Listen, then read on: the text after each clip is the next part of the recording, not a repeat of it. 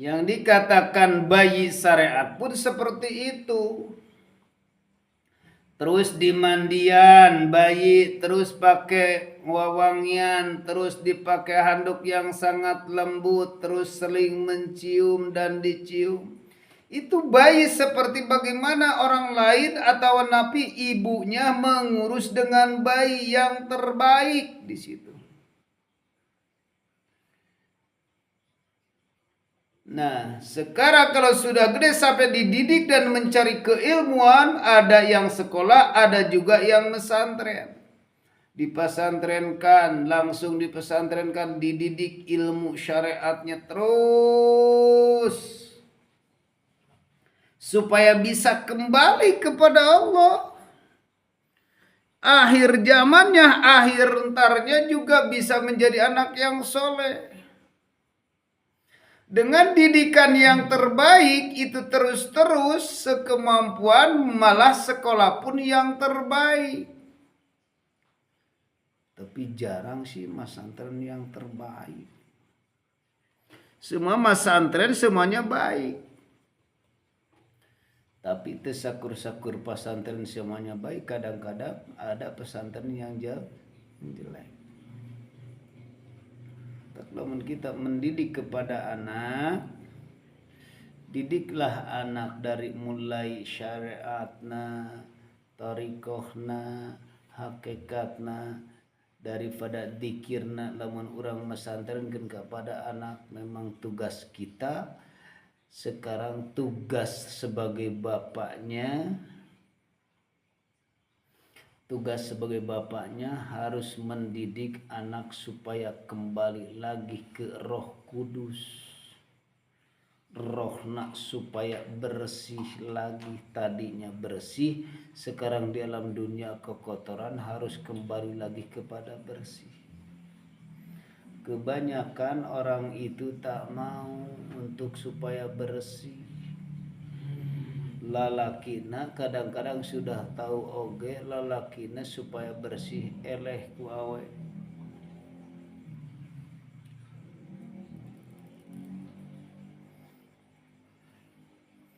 Nah, kembali supaya bersih itu adalah orang supaya secara syariat berarti jadi anu banyak di situ kata.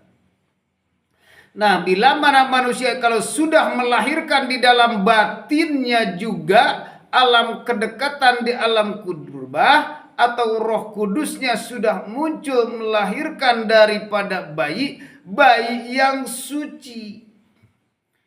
Kembali ke asar, terus hatinya tak pernah berhenti dari melakukan dzikir, terus menghidupkan hatinya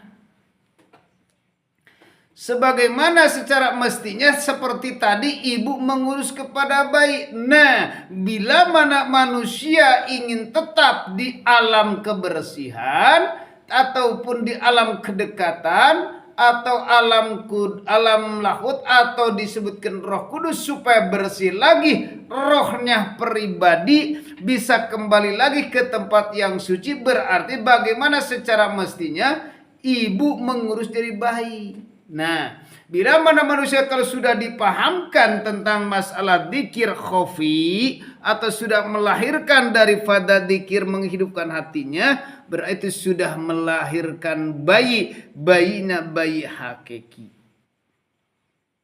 Jagalah wahai bayi itu. Jangan sampai bayi karena oleh nyamuk. Jangan sampai bayi kembali lagi kalau sudah dididik, sudah dewasa. Maka bayimu, ruhaniyahmu, didiklah untuk menuju lagi kepada Allah, supaya tetap di Allah dengan hidup ini selalu mengikuti cara menjaga bayinya, yaitu bila mana ada nyamuk-nyamuk, bila mana ada ular-ular, terus ruhaniyahnya itu pada ditolak, dijaga oleh Allah. ketika mau mengganggu ke dalam hati kita, datang setan supaya ngabisik, datang iblis supaya ngaku, datang setan supaya ria dan takabur, sedangkan itu adalah hama-hama rohania atau penyakit-penyakit rohania. Bila mana bayi kalau sudah dilahirkan dengan sering menghidupkan hati, maka kalau tidak dijaga akan yang banyak mengganggu. Nah, itulah yang dikatakan manusia bila mana nyampe sudah ke sana,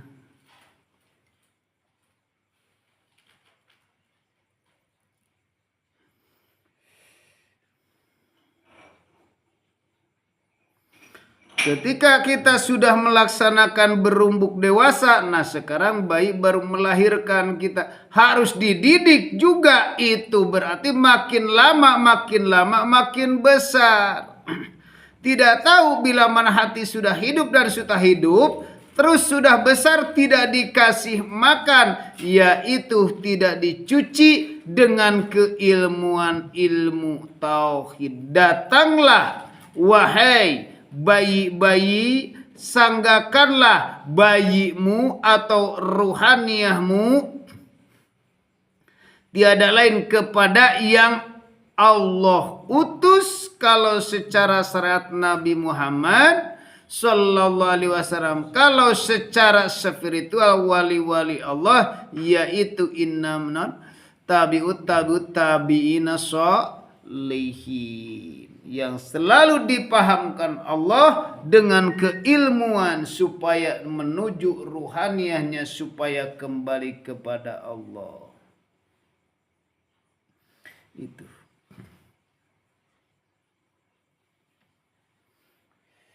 Kalau cuma dikir doang nih, manusia tidak tahu bakal datang penyakit. Contohnya kita misalnya sudah melaksanakan dikir terus, tapi tidak ada kajian-kajian, berarti itu anak terus diurus-urus, cuma tidak dikasih, cuma dikasih perut makan wungkul di bajuan, dipakai.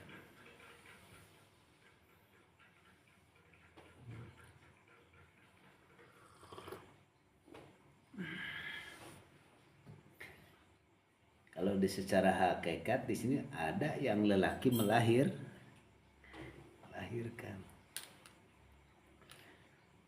Jadi kalau berbicara syariat mungkin lelaki ngelahirkan.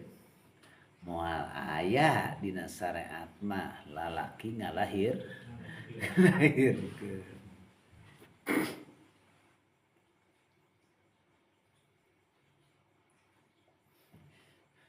Tapi kalau sudah di sisi Allah, manusia ruhaninya sudah nikah lagi kepada Allah, asal dari Allah, ditiupkan nikah lagi kepada Allah, lahirlah di situ Roh Kudus, bayi, namanya bayi hakiki.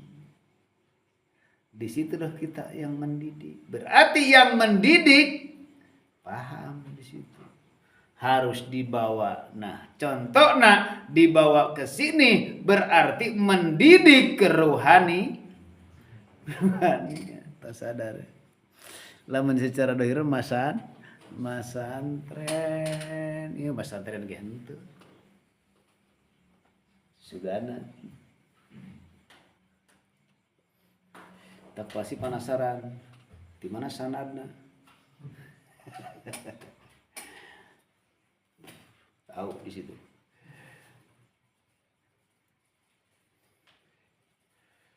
Jadi tadi kembali karena sanad. Tak sanad teh aya sanad syariat, sanad thariqah dan sandaran.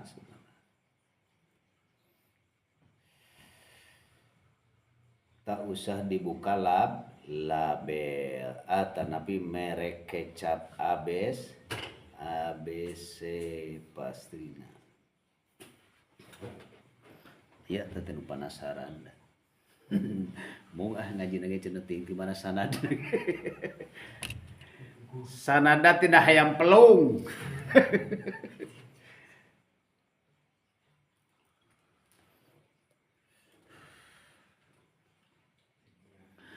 Itu tak bayi di situ. Harus paham. Ketiga dikatakan bayi itu bayi suci. Disebutnya bayi manawi. Bayi itu tak berdosa.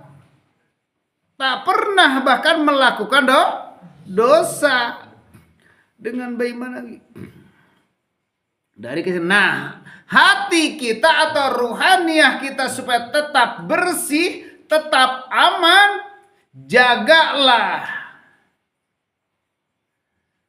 kemalasanmu, jagalah kotoran hatimu, jagalah ucapanmu, jagalah tingkah lakumu. Dengan segala menjaga seperti apapun, itu akan aman. Makanya kurungan di dalam kurung mata hayam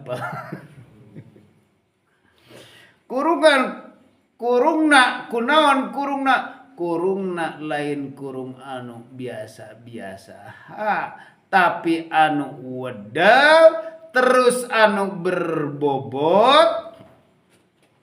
Disitulah jaga ruhaniyah, jangan sampai nyengsar lagi kepada selain daripada Allah. Coba lamun wae hayam pelung anu mahal naonana?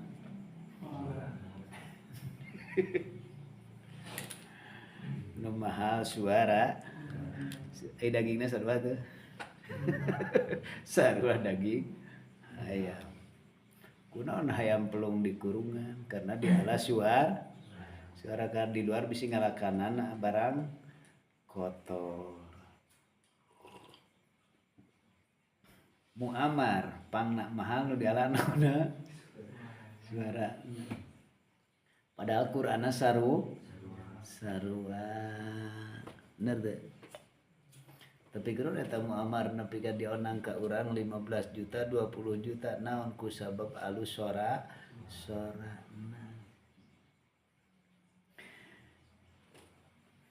Tah jelema oge ka Allah teh anu selalu bersuara di dalam hati da badan ini mah kurung asupna.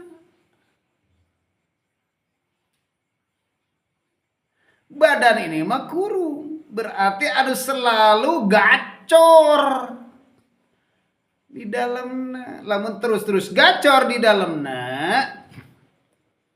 maka ku Allah akan dimahalkeun. Lamun geus dimahalkeun mah pan sakali ngabeletuk ke geuning tadi suara ruhani tak perlu kurang dijaga. Ketika mulut, ketika tingkah laku muncullah sifat ilahiyah. Tingkah laku yang sangat adab, ucapan pun sangat sopan, dengan gerak-gerik pun sopan. Berarti itu menjaga ruhaniyah. Tidak ada ego di dalam batinnya. Walaupun ada ego, tidak kelihatan bagi dirinya. Cuman dia pasti akan melemah dirinya kalau melihat semuanya di situ Allah. Karena fa'aina ma tuwalli fasama wajhullah. Dimanapun kita melihat, disitulah wajah Allah. Maka yang kita bikin sombong, yang kita bikin arogan, yang kita bikin ego, tidak melihat sang hidupnya, tapi merasa diri aku melebihi daripada dia. Berarti masih ada makhluk, masih ada, itu bayi tidak terjaga. Maka disitulah akan datang disebutna cipeuna teh.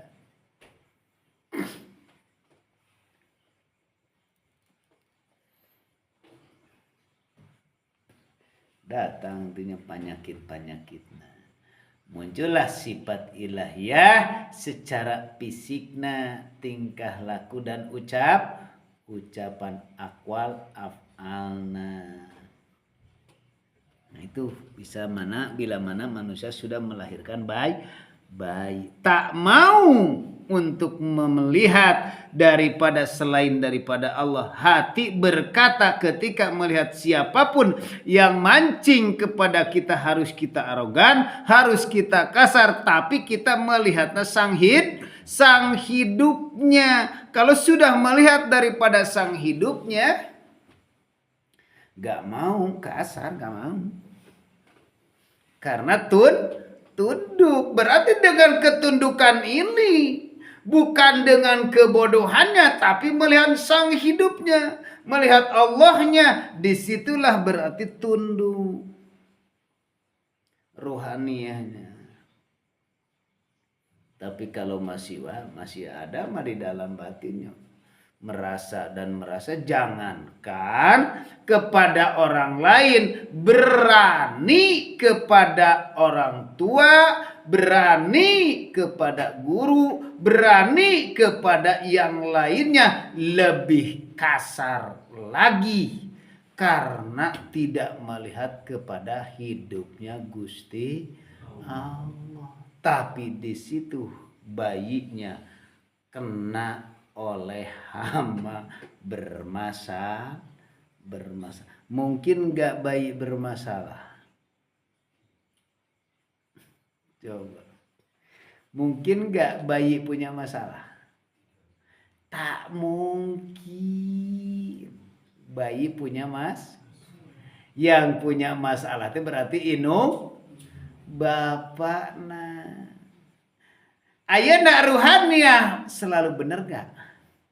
Selalu berarti yang bikin kasar siapa? Inilah manusia ego. Inilah Hawa. Ada di situ yang melihatnya tidak bisa melihat dengan apa? Tidak bisa melihat dengan kepada sang hidup. Nah, di situ mahjubun fil ilmi. Jadi kahijab ku ilmu. Nah, pakai kahijab ku ilmu. Contoh, kita melihat orang tua. Dengan orang tua, mungkin orang tua kita masih bodoh. Ngan mungkin gak tanpa orang tua kita bisa ada di dunia dengan syariat? Tak mungkin kan? Tapi kenapa kita melihatnya kepada sang hidupnya? Tak bisa melihat sang hidup karena disitulah ilmu yang selama ini kita dapatkan menjadi hijab. Merasa aku sudah bermarifat, merasa aku sudah paham, merasa aku sudah hakikat. Matak jang nilepan batur, saha eta nu nilepan batur teh? Berarti hawa nafsu. Kahijab ku ilmu eta teh urang teh teu bisa teh. Kadang-kadang henteu teu kahijab ngan teu sadar. Teu lillahi ma fis samawati wa ma fil ardi fa aina ma tuwalli fasama wajhullah. Di masrika maghrib, dimanapun kita melihat di situ wajah Allah dengan kehijab. Ada juga kehijaban dengan harta, ada juga kehijaban dengan kata atasan. Hati bukan secara fisik. Kalau secara fisik silahkan yang bagaimana mestinya. Misalkan secara fisik kan diatur di dalam bidang akhlakul kitab akhlakul banat di al khair ning kaji teh akhlakul banat ngajalak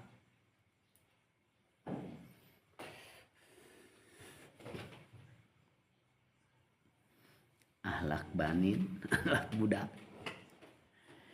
Nah disitulah dikaji. Nah disitu kalau sudah muncul akhlakul banat dan dididik dari mulai kecil, kita pun dididik enggak. Itu doang.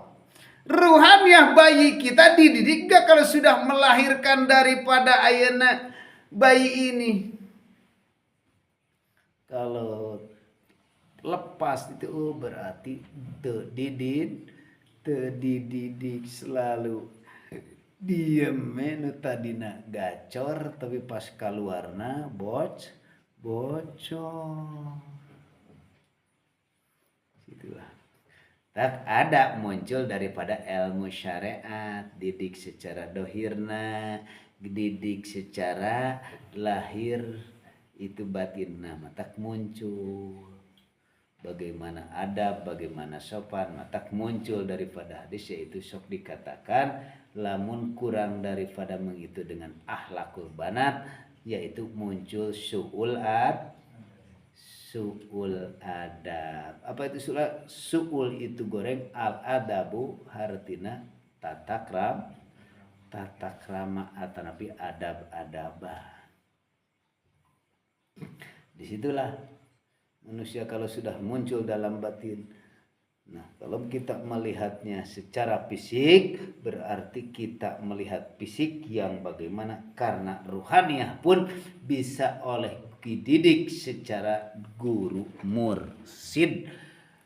Nah, itu ruhaniah kepada Allah. Itulah didikan bayi yang ketiga.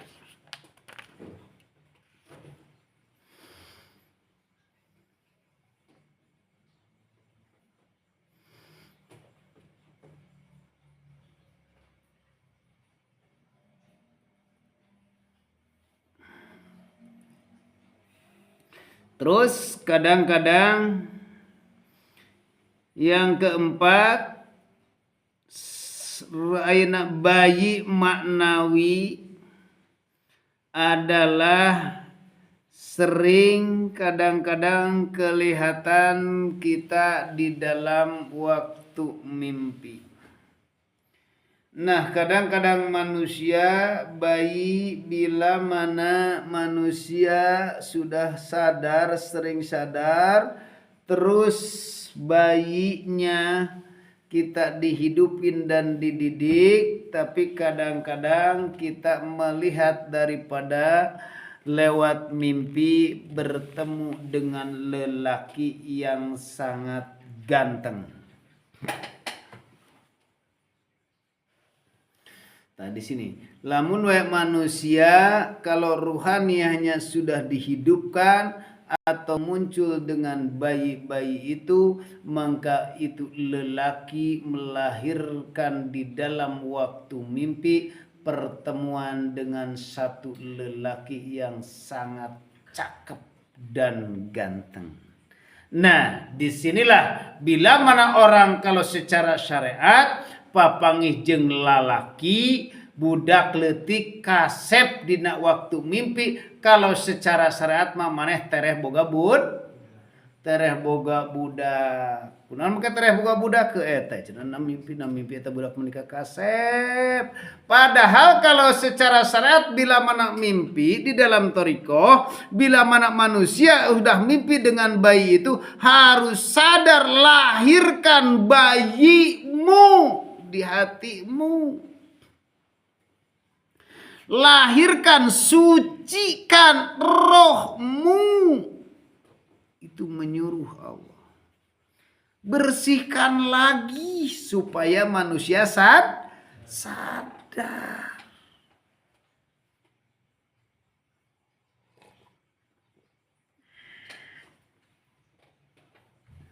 Sucikan roh. Jangan sampai napika rohna kotor. Tapi bila mana kalau sudah melamalkan manusia itu dengan dikir dan dikir dengan sadar, apalagi sudah sedikit memahami dari babakan ma'rifatnya, bila mana mimpi seperti itu berarti itu pertemuan dengan ruhaniah kita tersendiri. Ketemu dengan lelaki ganteng. Nah, matak sekerajen menyimak bertanya. Nah, kalau secara syariat tereh boga budak, kalau secara thariqah cenah misalkan sudah diberikan supaya sadar kalau secara hakiki bila paham tentang keilmuan manusia itu sudah melahirkan padahal teu pernah kawin.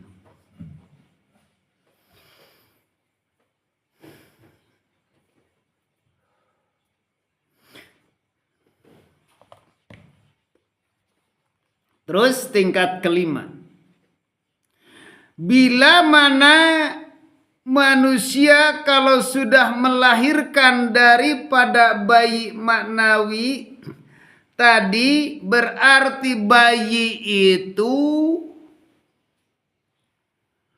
penghuni surga.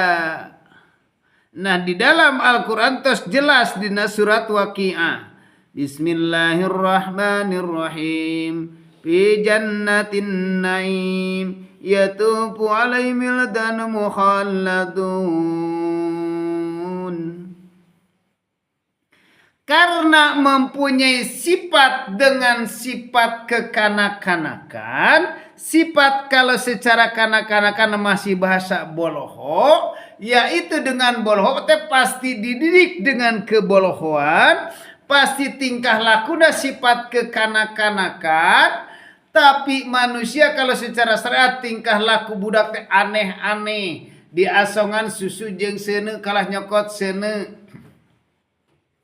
diasongan ayeuna misalkan ngalaksanakeun naon titah lempang aya jungkrang kalah luncat, sifat kekanak-kanakan karena belum tahu kalau bayi secara syar'i atau secara syariat yaitu bayi seperti itu. Nah, kalau manusia kalau sudah paham di sana, bila mana manusia sudah mengenal daripada kepada Allah atau marifat, di situ bayi tidak bisa apa-apa karena selalu dididik tiada lain hanya kepada Allah. Kita datang ke sini bisa gak tanpa?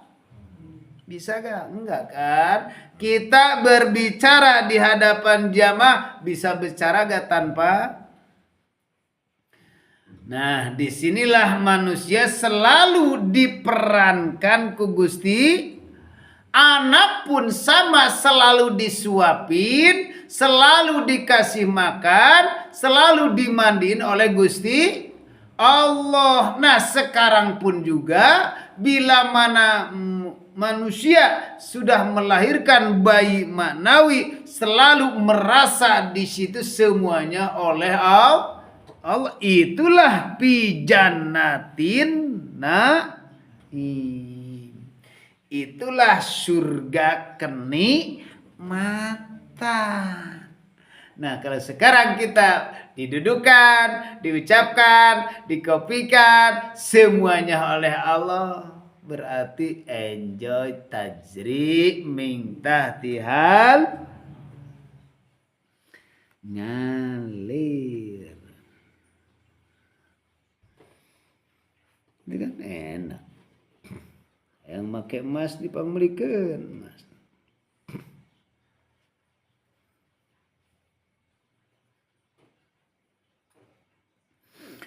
Terus yang keenam, bayi itu mempunyai karakter dan sifat lemah lembut. Bari dengan lemah lembut itu adalah selalu bersih.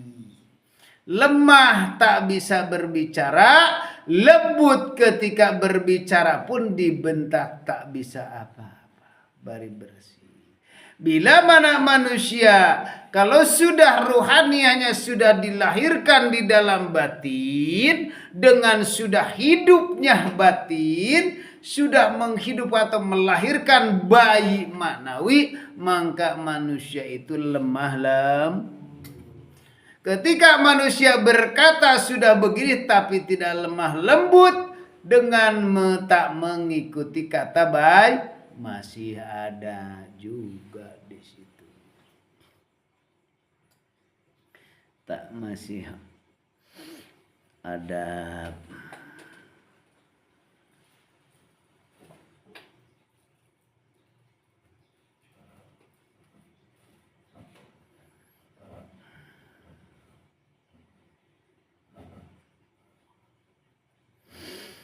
Yang ketujuh. Yang ketujuh, bayi menggunakan istilah bayi manawi itu yang bersifat majasi. Nah, bayi itu bersifat majasi karena keterkaitan dengan tubuh manusia serta kemiripan dengan rupa manusia tertentu karena keindahan bentuknya dan bukan karena ukuran tinggi atau pendeknya. Nah, kalau secara bayi, inilah maka manusia kalau baik kok ini mirip sifat dan karakternya. Nah, bila mana manusia kok ini mah anak Pak Herlan mah kiye si sarua kos bapak nah atanapi awakna kos bapakna tapi sifat kos indungna bermajasi di dalam tubuh manusia itu. Oh iya mah karakter bapakna. Di dalam tubuh manusia ini bayi yang sudah dilahirkan sama mempunyai keterkaitan, yaitu adalah dengan tubuh manusia seandainya bila mana sudah lahir maka miriplah di situ. Oh iya teh kalau gak salah ruhaniahnya Pak Irman. Itu di antara anak bayi-bayi kita dilahirkan. Sama maka nih ruhaniah ada di dalam tubuh kita.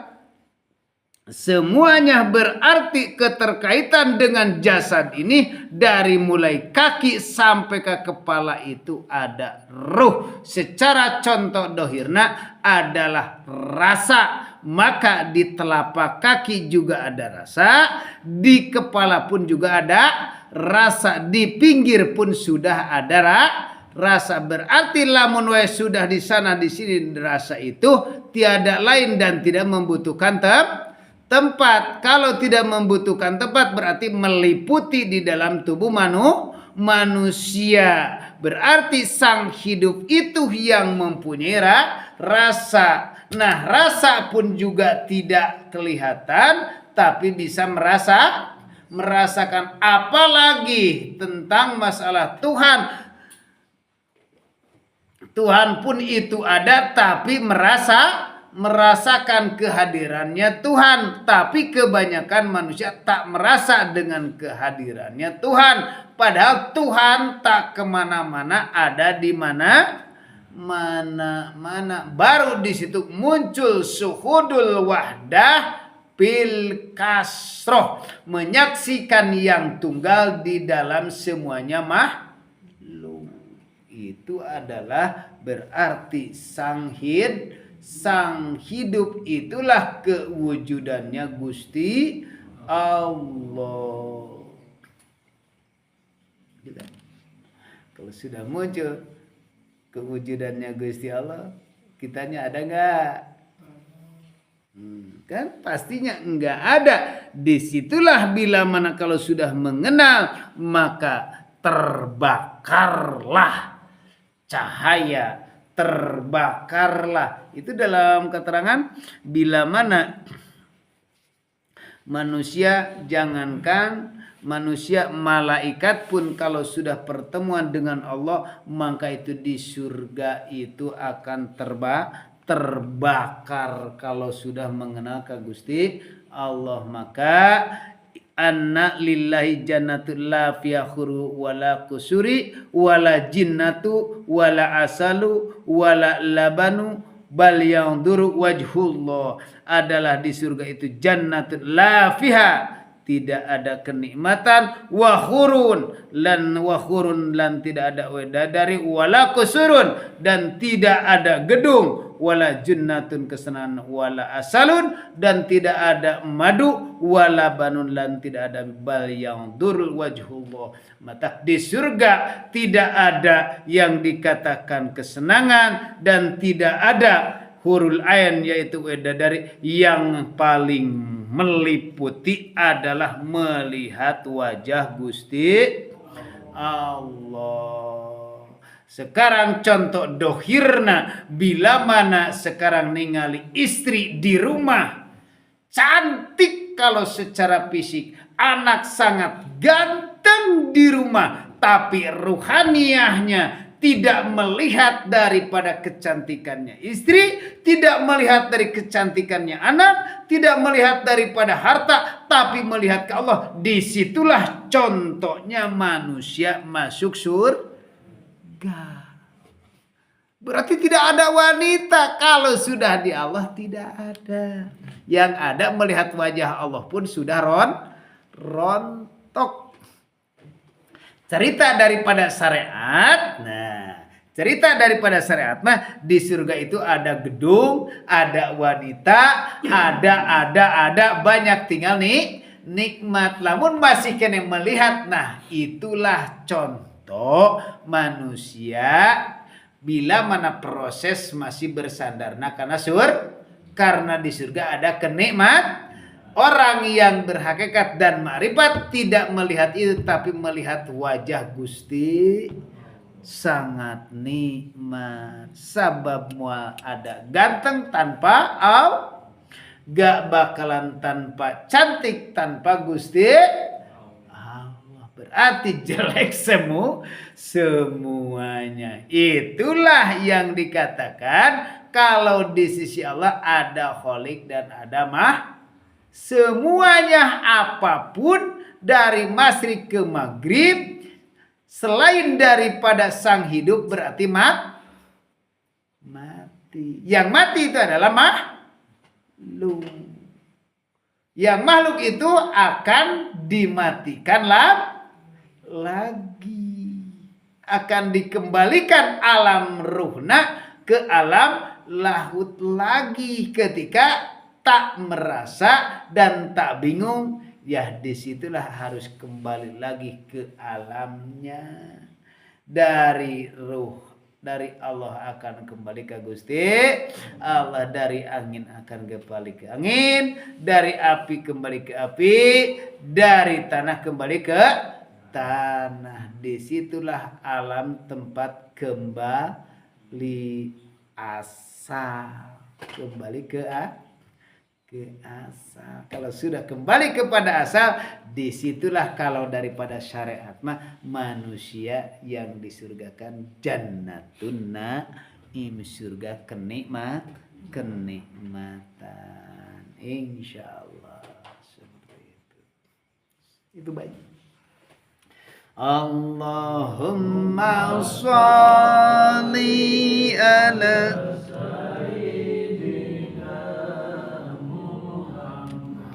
وأصغي للظالمين بظالمين